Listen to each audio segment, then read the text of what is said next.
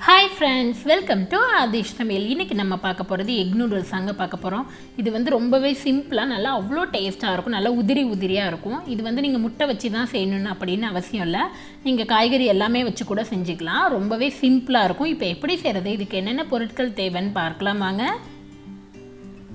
இப்போ egg noodles செய்யறதுக்கு நம்ம நூடுல்ஸ் ஃபர்ஸ்ட் வேக போட்டுறலாம். அதுக்கு இங்க ஒரு பாத்திரத்துல ஒரு 1.5 லிட்டர் அளவு தண்ணி எடுத்துர்க்கேன். இது நல்லா கொதிக்க ஆரம்பிச்சதும் இதல நூடுல்ஸ்க்கு தேவையான அளவு உப்பு சேர்த்துக்கோங்க. இதோட 1 ஸ்பூன் அளவு எண்ணெய் சேர்த்துக்கலாம். எண்ணெய் சேர்க்கும்போது நூடுல்ஸ் வந்து நமக்கு நல்ல உதிரியா வரும். இப்போ தண்ணி நல்லா கொதிக்க ஆரம்பிச்சதும் நான் இங்க வந்து ஹக்கா நூடுல்ஸ் தான் எடுத்துர்க்கேன். நீங்க என்ன நூடுல்ஸ் வேணாலும் எடுத்துக்கலாம். இத வந்து நம்ம சேர்த்துக்கலாம். நான் இன்னைக்கு எடுத்துர்க்க அளவுகள் வந்து ஒரு 3 பேர் அளவு சாப்பிடலாங்க. அந்த அளவு கரெக்ட்டா இருக்கும். இத சேர்த்து விட்டு நல்லா லைட்டா mix பண்ணி விட்டுட்டு ஹை ஃப்ளேம்லயே நல்லா ஒரு 8 நிமிஷம் கொதிக்க விடுங்க. நல்லா நூடுல்ஸ் வெந்து வரணும். இப்போங்க எனக்கு கரெக்ட்டா 8 நிமிஷம் ஆயிடுச்சு. ஒரு 8 ல இருந்து 9 நிமிஷத்துக்குள்ள நூடுல்ஸ் வெந்துரும். இந்த மாதிரி கையில எடுத்து பாத்தீங்கனாலே வெந்திருக்கிறது நல்லா தெரியும். இப்போ நூடுல்ஸ் நல்லா வெந்திருச்சு. இத ஸ்ட்ரெயின் பண்ணிடலாம்.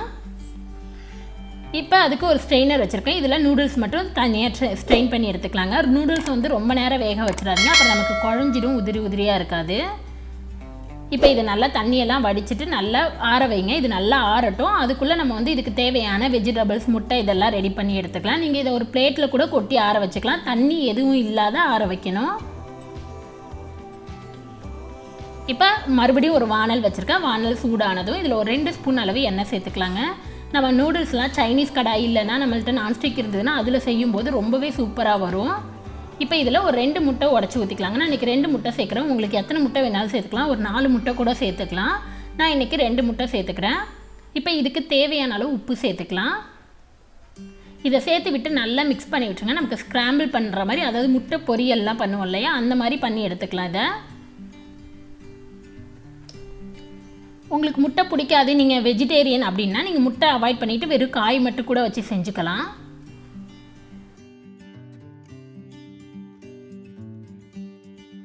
இப்போ நமக்கு முட்டை ரெடி ஆயிடுச்சு. இதோட ஒரு 1/4 ஸ்பூன் அளவு பெப்பர் சேர்த்துக்கலாங்க. உப்பு காரமும் இருக்கும்போது தான் முட்டை சாப்பிடும்போது டேஸ்ட் நல்லா இருக்கும். இதையும் சேர்த்து விட்டு நல்லா mix பண்ணி விட்டுருங்க. இது ரொம்ப நேரம் இதுங்க தேவையில்ல. முட்டை நல்லா வெந்திருச்சு. இப்போ இத வந்து நம்ம வேற ஒரு பிளேட்ல மாத்தி எடுத்துக்கலாம். மறுபடியும் அதே கடாய் தான் வச்சிருக்கேன். இதல ஒரு 2 ஸ்பூன் அளவு எண்ணெய் சேர்த்துக்கலாங்க. எண்ணெய் வந்து நல்லா சூடானதும் நம்ம வந்து நல்ல பொடியா நறுக்குன ஒரு 4-5 பல்லு பூண்டு சேர்த்துக்கலாம். இதோட உங்களுக்கு இஞ்சி பிடிக்கும்னா நீங்க இஞ்சி கூட சேர்த்துக்கலாம். ஒரு 2 பச்சை மிளகாவை நல்லா பொடியா கட் பண்ணி வச்சிருக்கேன். இதையும் சேர்த்துக்கலாம். இது ரெண்டையும் சேர்த்து விட்டு ஒரு 10 ல இருந்து 20 செகண்ட் நல்லா வதக்கிக்கலாங்க.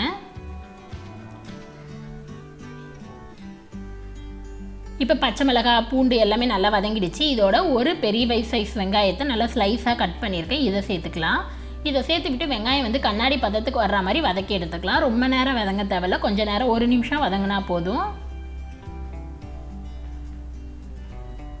இப்போ இங்க வெங்காயம் வந்து நல்லா வதங்கிடுச்சு. இதோட காயெல்லாம் சேர்த்துக்கலாம். ஒரு 5-6 பீன்ஸை நல்லா ஸ்லைஸா கட் பண்ணியிருக்கேன். இதோட ஒரு மீடியம் சைஸ் கேரட் ரெண்டையுமே நல்லா பொடியா கட் பண்ணியிருக்கேங்க. இத சேர்த்துக்கலாம். இதுக்கு தேவையான அளவு உப்பு சேர்த்துக்கலாம். நம்ம நூடுல்ஸ்க்கு ஆல்ரெடி உப்பு சேர்த்திருக்கோம். அதனால இந்த காய்க்கு மட்டும் சேர்த்துக்கோங்க. இத சேர்த்து விட்டு நல்லா mix பண்ணி விட்டுருங்க. நீங்க இதோட என்ன காய் வேணாலும் சேர்த்துக்கலாம். பச்சை பட்டாணி, கேபேஜ் இல்லனா கேப்சிகம் எது வேணாலும் சேர்த்துக்கலாங்க. இப்போ இத சேர்த்து விட்டு நல்லா mix பண்ணி விட்டுறலாம். இப்போ காயெல்லாம் நல்லா mix பண்ணியாச்சு. இத ஒரு மூடி போட்டு நல்லா ஸ்லோ ஃப்ளேம்ல ஒரு 5 நிமிஷம் வேக வச்சு எடுத்துக்கலாங்க. ரொம்ப நேரம் வேக தேவையில்ல. இப்போ இங்க 5 நிமிஷம் ஆகிடுச்சு. நம்ம ஓபன் பண்ணிக்கலாம். காயெல்லாம் நமக்கு நல்லா வெந்திருக்கு. லைட்டா mix பண்ணி விட்டுங்க. காய் வந்து ரொம்ப குழைய வதங்க தேவையில்ல. நமக்கு நூடுல்ஸ்க்கு வந்து லைட்டா கிரன்ச்சியா இருந்தா தான் டேஸ்ட் நல்லா இருக்கும். அதனால கொஞ்சம் கிரன்ச்சியாவே நம்ம வேக வச்சு எடுத்துக்கலாம். இப்போ நமக்கு இதல ரெடி பண்ணி வச்ச ஸ்கிராம்பிள்டு எக் இதல சேர்த்துக்கலாங்க.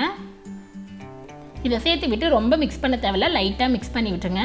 இதோட நீங்க சிக்கன் வந்து 65 மாதிரி கூட பண்ணி சேர்த்துக்கலாம். எது மாதிரி வேணுமோ உங்களுக்கு அந்த மாதிரி பண்ணிக்கலாங்க. இப்போ இதல நம்ம வேக வச்சு ஆற வச்சு எடுத்து வச்சிருந்த நூடுல்ஸ் சேர்த்துக்கலாம். பாருங்க நமக்கு நூடுல்ஸ் வந்து இந்த மாதிரி நல்லா உதிரியா இருக்கணும். அப்பதான் வந்து நமக்கு சாப்பிடவும் சரி பார்க்கவும் டேஸ்ட் நல்லா இருக்கும். இப்போ இத சேர்த்து விட்டு இதோட ஒரு 1/2 ஸ்பூன் அளவு பெப்பர் பவுடர் சேர்த்துக்கலாம்.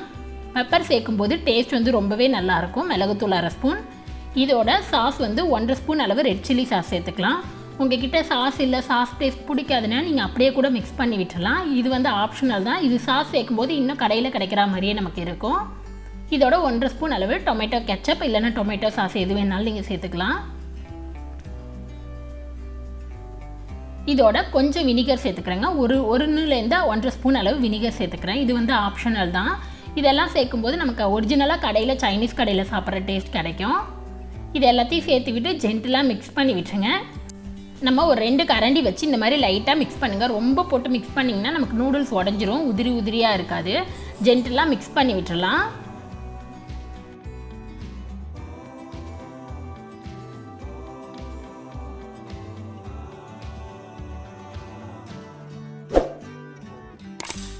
இப்போ நம்ம நல்லா மிக்ஸ் பண்ணியாச்சு. இப்போ அடுப்பை ஆஃப் பண்ணிடலாங்க. அவ்வளோதான், நம்மளோட எக் நூடுல்ஸ் வந்து சூப்பராக ரெடி ஆகிடுச்சு. அவ்வளோதான், ரொம்பவே சிம்பிளாக டேஸ்ட்டாக இருக்குங்க. நம்ம இதுக்காக கடையில் போய் சாப்பிட்ணும் அப்படின்ற அவசியம் இல்லை, அவ்வளோ சிம்பிளாக இருக்கும். கண்டிப்பாக நீங்களும் ட்ரை பண்ணி பாருங்கள். உங்களுக்கு இந்த வீடியோ பிடிச்சிருந்துச்சுன்னா லைக் பண்ணுங்கள், ஷேர் பண்ணுங்கள், கமெண்ட் பண்ணுங்கள், மறக்காமல் சப்ஸ்கிரைப் பண்ணுங்கள். கூடவே இருக்கிற பெல் பட்டனை ப்ரெஸ் பண்ணுங்கள். அப்போ தான் நான் எப்போ வீடியோ போட்டாலும் உங்களுக்கு நோட்டிஃபிகேஷன் வரும். நெக்ஸ்ட்டு ஒரு நல்ல ரெசிபியில் உங்களை பார்க்குறது வரைக்கும் பாய்.